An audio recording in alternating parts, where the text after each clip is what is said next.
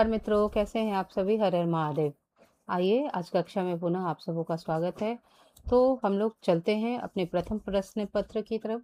प्रश्न पत्र क्या है? प्रश्न हम लोगों का प्रथम प्रश्न, राजपुत्र में कौन सा समास है? बताइए, राजपुत्र में कौन सा समास है?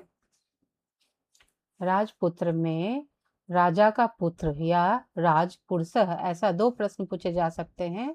तो चूंकि क्या है, का चिन्ह है यहाँ पे, तो का चिन्ह हम लोग जानते हैं। कारक में का चिन्ह किस में आता है? षष्ठी में आता है, तो षष्ठी तत्पुरुष होगा। तो यहाँ तत्पुरुष इसका सही उत्तर हो जाएगा। ठीक है, तत्पुरुष को सही कर देंगे। चलिए दूसरे प्रश्न की तरफ चलते हैं। क्या है दूसरा प्रश्न हम लोगों का? एक मिनट। दूध का क्या है? दूध का तत्सम क्या होता है? तत्सम। दूध का तत्सम क्या होता है? तत्सम अर्थात उसके सदृश। किसके सदृश? जो शब्द संस्कृत के जस के तस बने हुए हैं उसको क्या कहते हैं? तत्सम बोलते हैं। तो दूध का क्या होगा? आ, संस्कृत या क्या कह ले हम लोग, तत्सम। तो दुग्ध, दुग्धम, दुग्ध होगा। ठीक है, तो इसके यहाँ प्रथम आंसर को शुद्ध कर लेंगे। अब हम लोग यहाँ एक जरा इस पे देख ले, ये बहुत ही महत्वपूर्ण है। तत्सम शब्दों के कुछ प्रमुख उदाहरण, अन्य उदाहरण भी हम लोग देखते हैं। क्या है? तत्सम शब्द और तद्भव शब्द। ठीक है, देखिए, ये तत्सम शब्द हो गए और ये तद्भव शब्द हो गए। तो तत्सम शब्द क्या हुआ? तत्सम अर्थात संस्कृत का मूल रूप ही तत्सम होता है। तद्भव क्या हो गया? तद उद्भव, उससे जो उत्पन्न हुआ है। किससे जो उत्पन्न हुआ है? संस्कृत से जो उत्पन्न हुआ है वो बदला हुआ रूप। तो क्या हो गया? जैसे हो गया प्रकृति। क्या है प्रकृति? तत्सम क्या हो गया? अग्नि हो गया, वायु हो गया, सूर्य हो गया, चंद्र हो गया, जल हो गया, आकाश हो गया। और ये आग, हवा, सूर्य, सूरज, चांद, पानी, आसमान इत्यादि तद्भव हो गए। रिश्ते के लिए, रिश्ते में कौन कौन से आ गए? माता आ गए, पिता आ गए, भ्राता आ गए, पुत्र आ गए, मनुष्य आ गए। ये सब क्या हो गए? तत्सम हो गए। वहीं पे माँ क्या हो गया? ये थोड़ा परिवर्तन हो जाता है। देखिए शॉर्ट हो गया, जो शॉर्ट वाला रूप देखे आप उसे समझे क्या है? तद्भव है। ठीक है, जितने भी शॉर्ट देख ले आप। यहाँ एक बात गौर कीजिए, अग्नि देखिए आग शॉर्ट हो गया, छोटा हो गया। वायु देखिए हवा छोटा हो गया। सूर्य, सूरज, यहाँ देखिए, यहाँ भी मात्राएं अगर लगाएंगे तो ये वह छोटा हो जाएगा। चांद देखिए, पानी देखिए, आसमान देखिए, माँ माता का देखिए माँ हो गया, पिता का देखिए पिता, भ्राता का देखिए भाई। ये सब क्या होते हैं? उद्भव में ना थोड़े शॉर्ट कर दिए गए। तो तत्सम हो गए माता, पिता, भ्राता, पुत्र, मनुष्य इत्यादि। और तद्भव हो गए माँ, पिता, भाई, बेटा, मनुष्य इत्यादि। वहीं शरीर या अंग वाची शब्दों को ले तो हस्त, पाद, नेत्र, दंत, दंत, नासिका इत्यादि क्या है? तत्सम है। वहीं हाथ, पैर, आंख, दांत, नाक इत्यादि तद्भव है। ठीक है, दुग्ध, घृत, सत्य, अद्य, कार्य इत्यादि क्या है? तत्सम है। ये सुनने में ही आपको लग रहे होंगे कि तत्सम अर्थात संस्कृत के समान है। और वहीं पे दूध, घी, सच, का, आज, काम इत्यादि तद्भव शब्द है। ठीक है, इसे हम बहुत आसानी से पहचान पाएंगे। अब बताइए पंचवटी में कौन सा समास है? पंचवटी में संख्या पूर्वो द्विगु संख्यावाचक जो शब्द होते हैं वो क्या होते हैं? द्विगु समास होते हैं। तो पांच क्या है? संख्या है ना, पांच बगीचों का समूह पंचवटी। तो संख्या पूर्व द्विगु इस सूत्र से क्या हो जाएगा? द्विगु समास हो जाएगा। अब अन्य प्रश्न पे चले। आंख का तत्सम क्या होगा? तत्सम अभी हमने बताया है। तो आंख का तत्सम क्या होगा? अक्षी हो जाएगा। आंख का तत्सम क्या हो जाएगा? अक्षी हो जाएगा। ठीक है, अब दशानन में कौन सा समास है? दशानन किसके लिए प्रयोग होता है? तो दशानन यहाँ भी देखिए क्या है। अब देखिए, यहाँ दस आनन किसके लिए प्रयुक्त हुआ है? किसी अन्य व्यक्ति के लिए प्रयुक्त हुआ है। दशानन किसको कहते हैं? रावण को कहते हैं क्या, या किसे कहते हैं बताइए? तो चूंकि अन्य पदार्थ प्रधानो बहुब्रीहि, तो अन्य पदार्थ यहाँ पे प्रधान हो गया है। और यह रावण के लिए प्रयुक्त होता है, तो यह बहुव्रीहि समास होगा। ठीक है। अब 7 नंबर देखिए, गांव का तत्सम शब्द क्या होता है?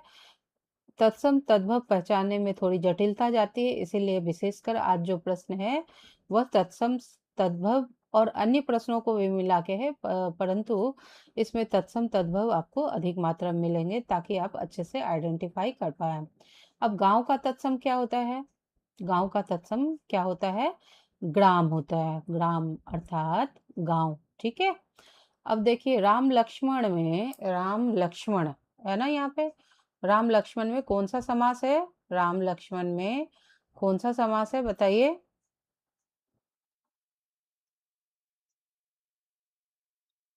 राम लक्ष्मण में कौन सा समास है?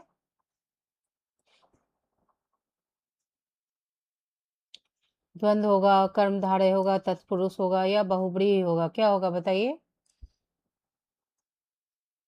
अच्छा, राम लक्ष्मण में मैंने यहाँ द्वंद्व दिया है, तो बताइए ये सही उत्तर है या फिर और क्या उत्तर होना चाहिए?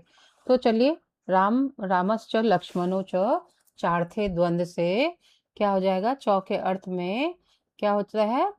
जहाँ पे चौ अर्थात और, राम और लक्ष्मण ऐसा कहा गया है, तो वहां पे क्या होगा? द्वंद्व होगा ना। तो बताइए सही है उत्तर कि नहीं है? चलिए अन्य प्रश्न को देखें।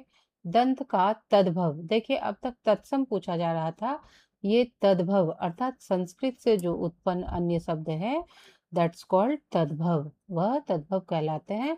तो दंत क्या है? दंत, दंत क्या है? तत्सम शब्द है, और उसका तद्भव क्या हो जाएगा? दांत हो जाएगा।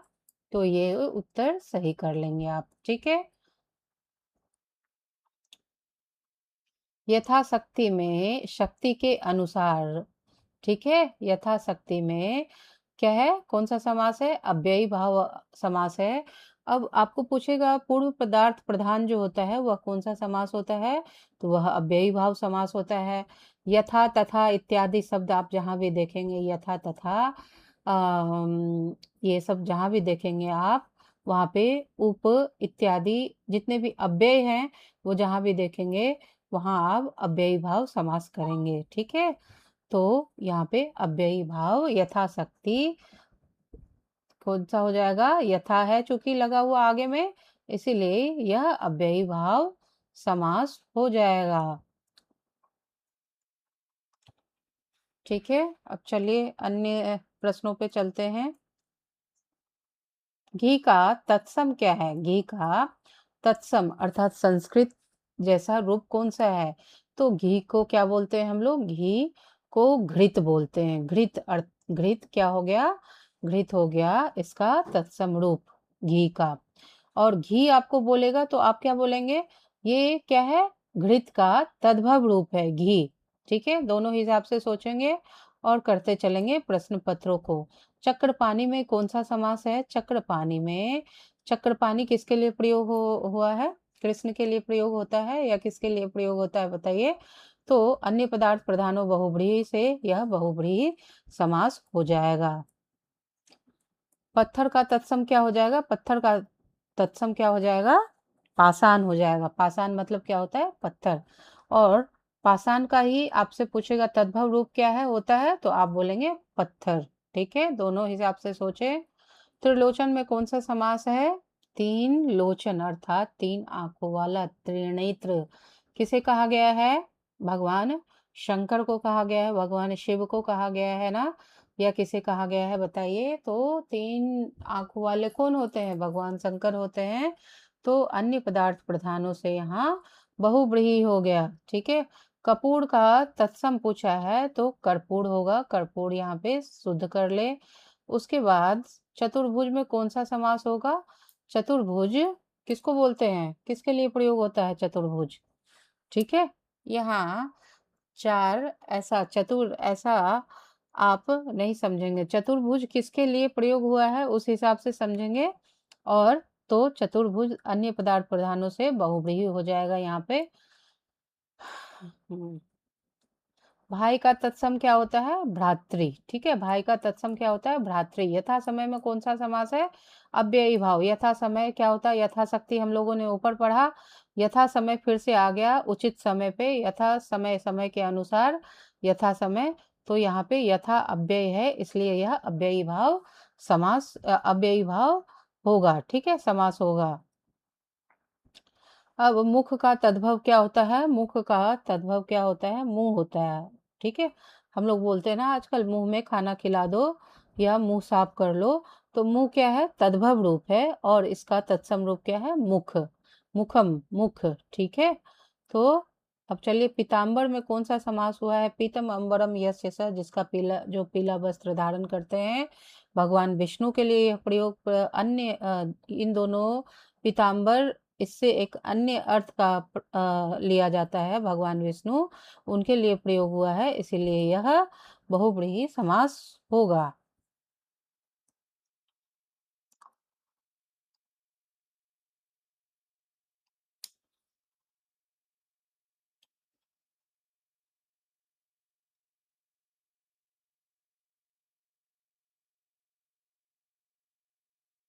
ठीक है, मैं अन्य प्रश्नों के साथ फिर काफ़ी सारे प्रश्नों के साथ आपके समक्ष, वैसे तो परीक्षा बहुत नज़दीक है हमारा, परंतु हमारा जो तैयारी है वो बहुत अच्छे से होना चाहिए। इसलिए आप लोग चैनल में चैनल को अच्छे से लाइक करें, शेयर करें, सब्सक्राइब करें और चैनल से जुड़े रहें, ताकि अभी इन 4 दिन पहले तक अच्छे अच्छे प्रश्नों के साथ मैं आप लोगों की तैयारी को एक नया आयाम दे सकूं। चलिए, तब तक के लिए नमस्कार।